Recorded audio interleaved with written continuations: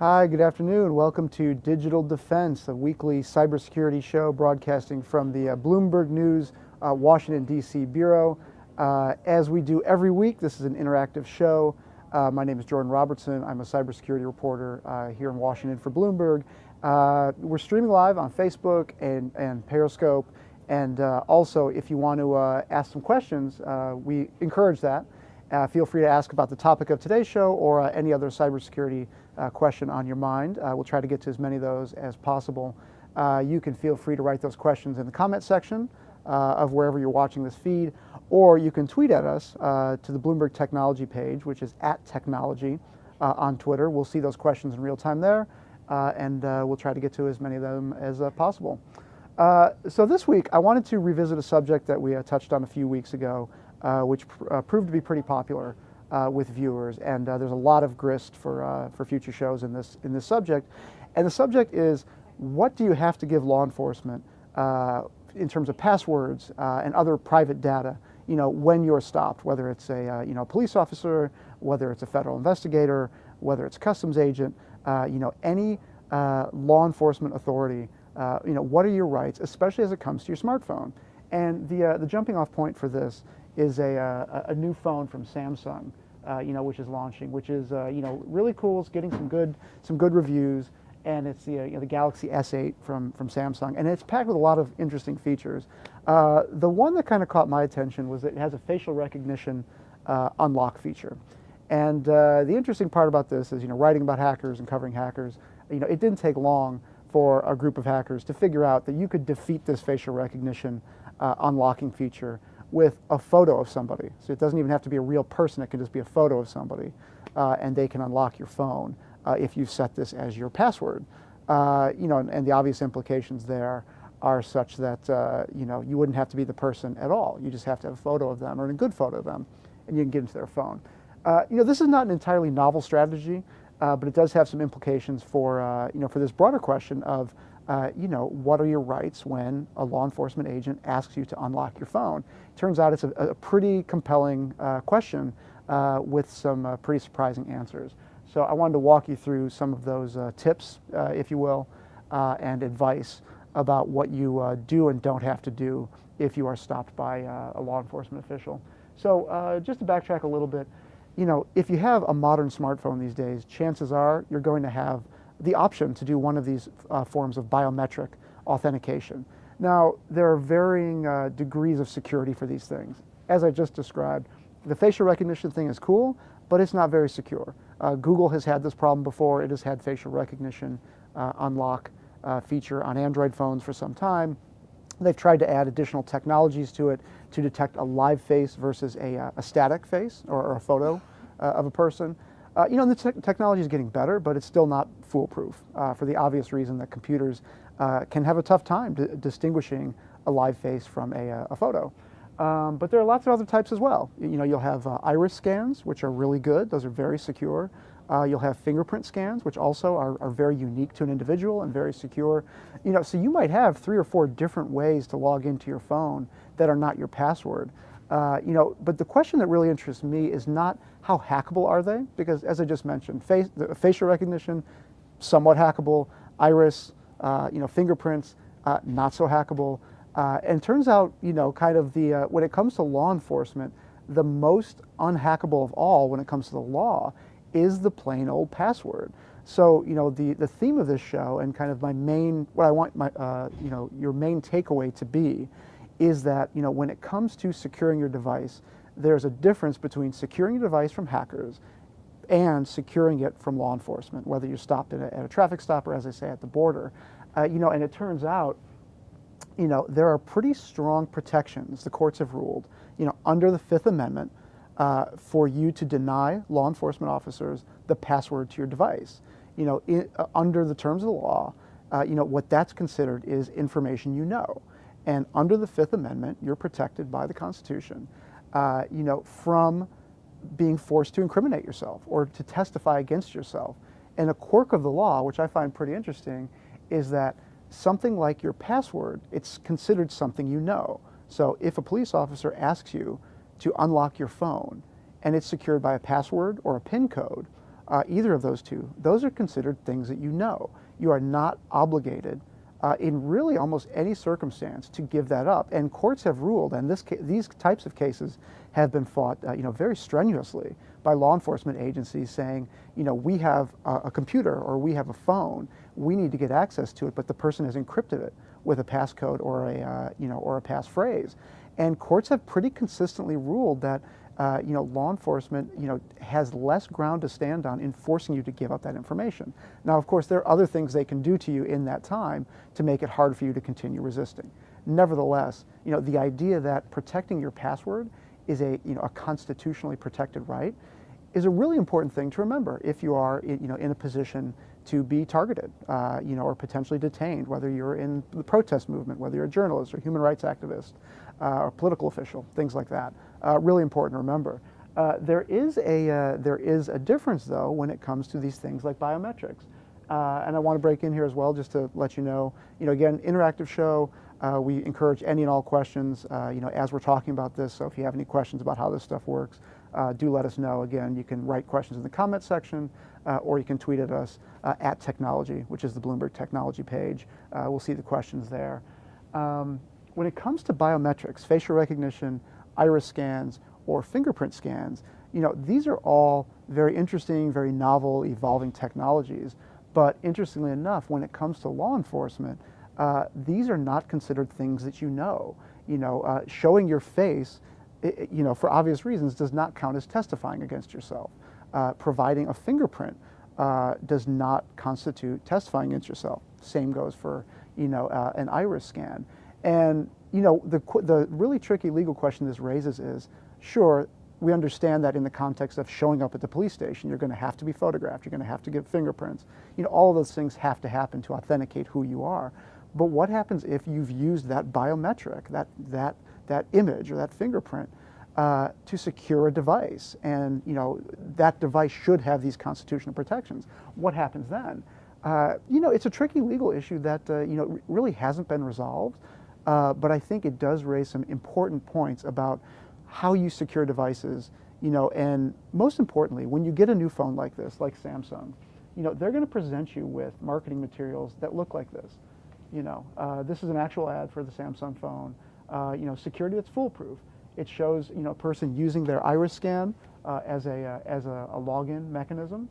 It shows that it provides her a couple different options, the iris scan, drawing a pattern. Like, you have a million different ways to log into these devices, but they're going to build this stuff as security that's foolproof. You can see right here, and it's important to recognize, if you're in a position to worry about this kind of stuff, which journalists do, human rights activists do, a lot of people do, who are you securing it from? As I mentioned earlier, this is helpful against hackers, but not helpful against law enforcement. We're getting some good questions here. Thanks for all of you who are writing in. Encourage anybody to do so. First question here is, will there come a time when passwords completely go away and everything uses fingerprints or iris scans? Here's the thing. On their own, these are terrific ways to doubly authenticate yourself. Every company with sensitive information, or any company of any size, will use some form of these. So they'll use a password plus something else, a password plus a facial recognition, password plus iris scan, or whatever, or fingerprint. That's actually really good security. If you're thinking about securing a network or providing extra security to a device or an account, these are great things to do. And the technology is getting really good to the point where you can do voice as well. Computers can recognize an individual's voice, very accurately. So as an additional security layer, these things are becoming more common, and that's generally a good thing. However, the problem does become, passwords are so easy to compromise, whether you lose it or it's taken in a hack. If the only thing securing your account is a password, you potentially could be in trouble, because that's the way people get hacked. And anybody who's watched this show before, will know that I'm a pretty strenuous advocate of using two-factor authentication for all of your sensitive accounts, which means a password plus something else. The problem becomes when you make it the only thing that secures your device. And that's where things get tricky, because you could be forced to reveal that information, and you could have no recourse if that's the only thing that's securing your device or your account. Next question is, how exactly can people hack facial recognition? Well, it's a funny question, because it turns out it's actually not all that hard. So, there are different types of computer recognition. as I mentioned earlier, voice recognition has actually come a really long way, and in fact is ahead of a lot of these other areas. So computers can recognize voices really, really well now. That's how you can have things like Siri, and you can have things like Google's voice search, and it's actually really good. When it comes to facial recognition, though, I'll go back to a screen here to give you a sense of what it looks like. A facial recognition is not the comprehensive view of a person that we get as humans when we see each other. When you see another person, you're processing millions of data points about that person and the structure of their face and features and things like that. A computer has to pick data points, and it can't pick as many as a human could. So it will literally pick a few. It will pick maybe half a dozen, maybe a dozen if you're lucky. And I've had this described to me by security experts, like, okay, well, what exactly is it looking for? What's like the most accurate thing to look for in a face for a computer to figure out who's who when it comes to facial recognition? And one of the things, it turns out, one of the most important things in facial recognition, turns out, is the space between your eyes and the space between the features kind of in the top third of your top half of your face. And the reason being, it's not just the shape of the eyes, which I assumed it might be, but it's the distance between them. And that's just because it's something that computers can very easily measure, and because it varies from person to person, kind of to a wide degree. So what hackers do is they can hack those algorithms. They can figure out, what are the data points that are going into these models, and how do you create simulations of, a person's face that is accurate enough. It'll never be perfect. Again, it's not like a human looking at another human, but even we get stuff wrong there. It's how many data points go into that algorithm, and how can you approximate somebody's face to the point that a computer recognizes it. And I should say, in the case of Samsung's phone, these were pictures of individuals. So like I would set the phone to recognize my face when I log in as a live human being. Then I would take a photo of me taken at some point in the past, and the computer would also recognize that. The reason that's happening, again, it's taking only a limited number of data points, such as the space between eyes, general structure of the face, and kind of general length, those kinds of measurements, and that's it. And it's not taking a comprehensive view, of a person. Next question here, we're getting a lot of good ones. Iris scans are appearing in lots of other places too, like airports.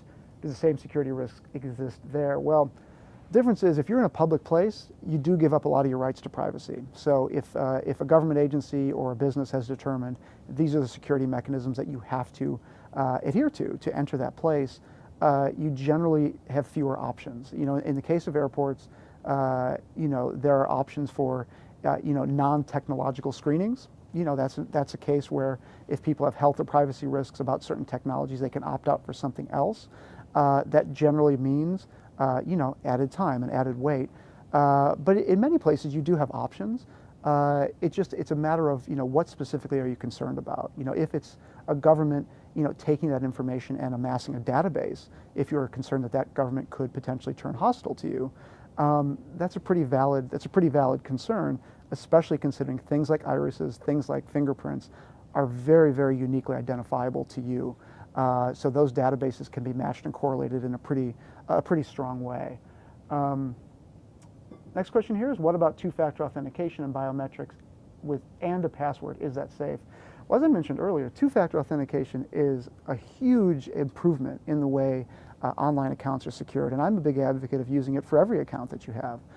Usually that takes the form of a text message or an email or maybe a callback to an individual. But increasingly, this person is right, biometrics and a password are increasingly becoming an option. And I'm a big fan. Smart companies do this all the time. Certainly the government does this.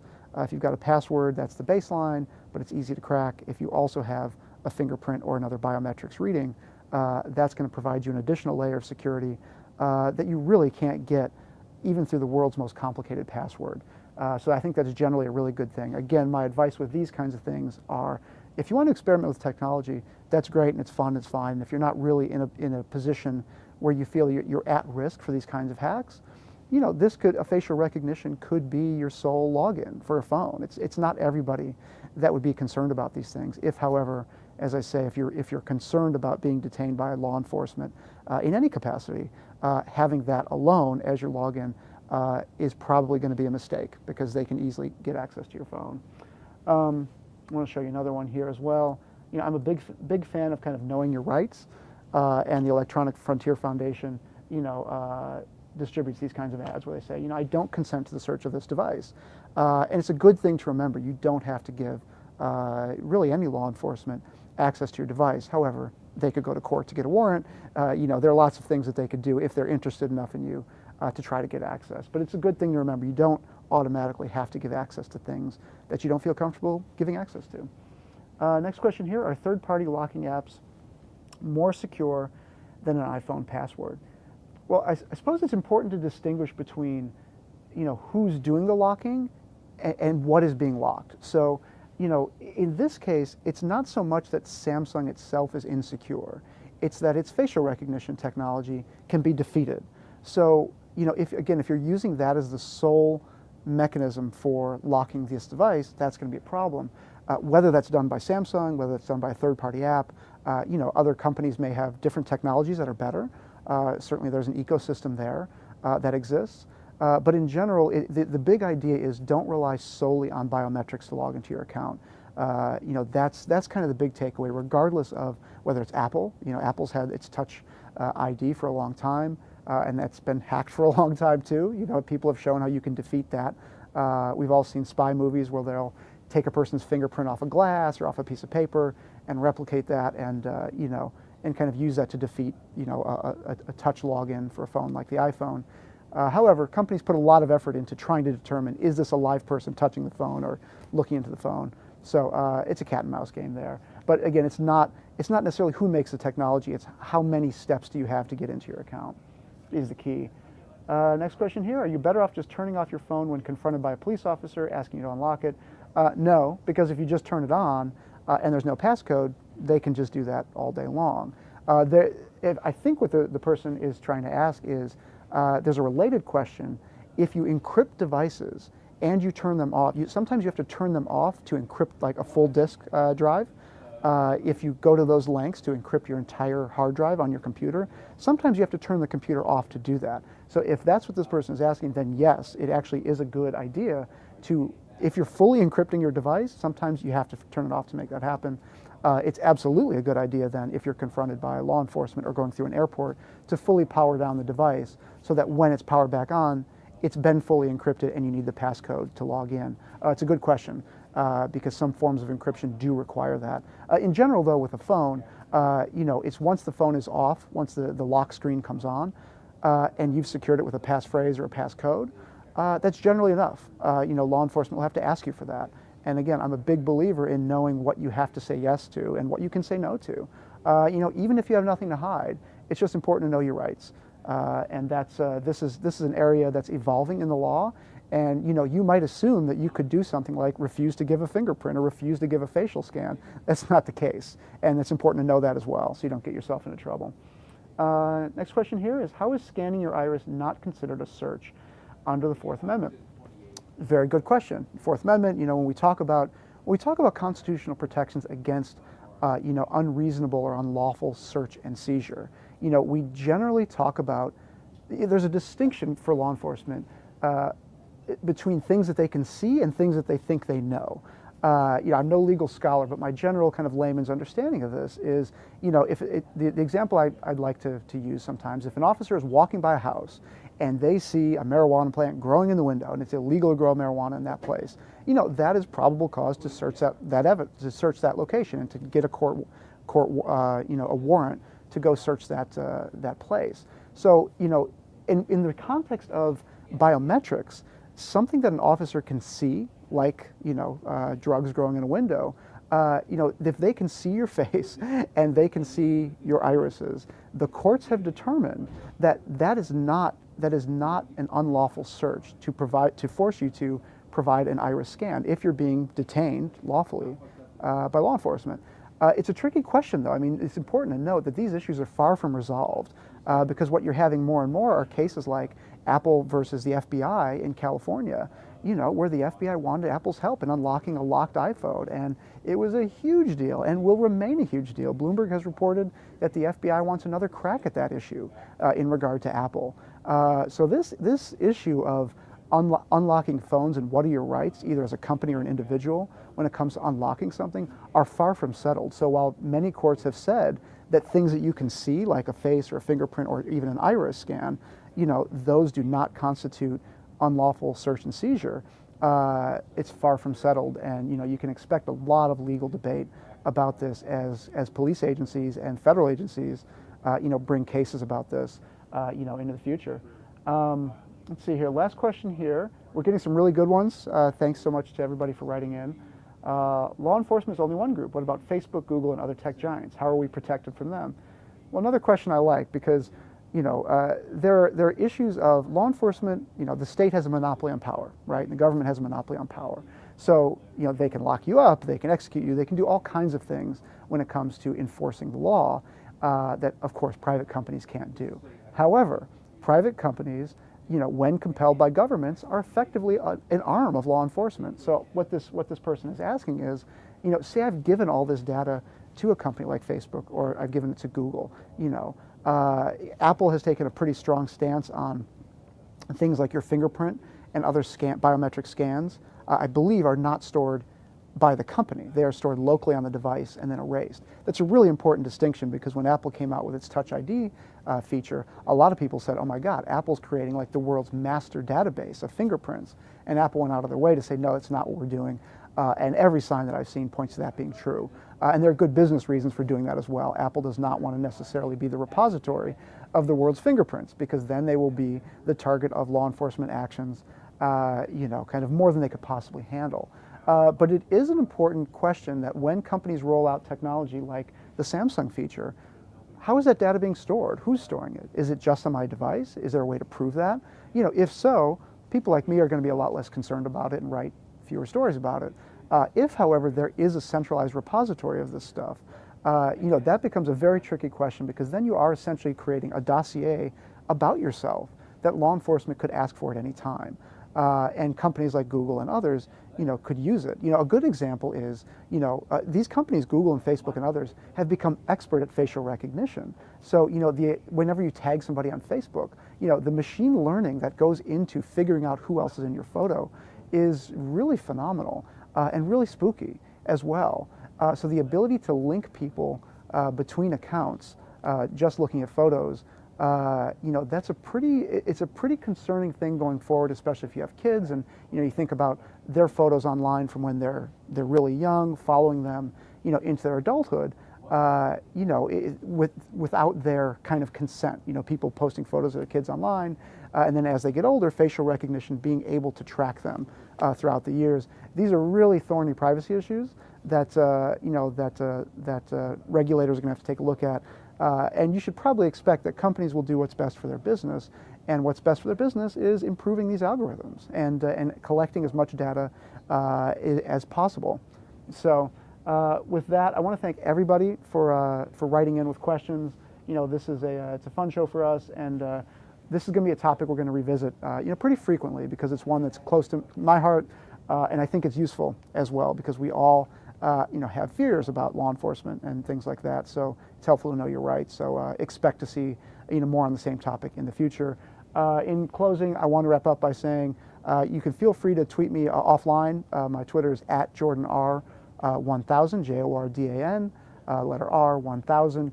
Please feel free to write with any questions or suggestions for future shows. We're wide open to receiving those. @Technology as well as another place to put that. And please do check out our podcast as well. It's called Decrypted. You can go to bloomberg.com/technology and check out the link there. We do some pretty cool stuff there as well, and appreciate your support in all those ventures. So with that, signing off, and we'll see you next week, Thursdays, noon Eastern, and we'll see you next time on Digital Defense.